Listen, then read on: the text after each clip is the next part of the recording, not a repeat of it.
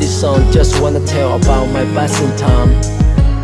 You know, I really tired with this feeling, like the kid who got the depression.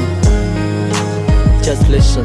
Lại một đêm nữa thức trắng bên dòng suy nghĩ vẩn vơ, chìm trong men say sầu thảm như một oan hồn thẫn thờ, ngẩn ngơ nghĩ về đời rồi tay cứ viết bâng quơ, ngoạch ngoạc vài dòng cảm xúc khi còn hơi ngang vào những vần thơ. Tự mình cố gắng nói lên nhiều thứ dù lòng không muốn, vẽ lại những ngày khi ánh trăng tàn vẫn chưa biết buồn, khi các vì sao còn níu kéo màn đêm vẫn chưa dám buông, khi mọi người còn giấu nước mắt sau nụ cười vẫn chưa dám tuôn.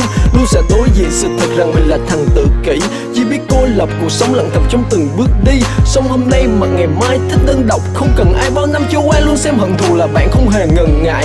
Để bây giờ nhìn lại từng người đầu đi xa, chỉ còn lại riêng mình ta lặng nhìn từng dòng thời gian đi qua, rồi chợt nhận ra những gì đạt được sau bao năm dài ròng rã, tất cả đều đã bám lấy cảm xúc cho theo cơn mưa tầm tã. Okay, this I wonder why and still now I'm still lonely, and all my relatives seem to be forget me. Sometimes I wanna run away but don't get enough courage, like the sorrow I always try to live in this way every Không ai cười hay day. khóc, ta vẫn là kẻ cô đơn, trải qua bao nhiêu thăng trầm vẫn hai tay trắng, không kém không hơn. Bởi lẽ tình người giờ đây đâu còn được như lúc trước, hôm nay khoác vai ngày mai trở mặt chẳng ai có thể đoán được.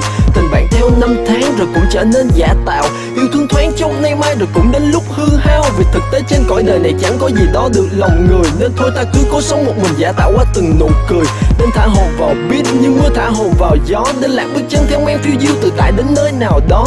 Không bận tâm về đời, không còn ai là tri kỷ, không còn suy nghĩ lạc quan thì đành thanh thản cất bước ra đi.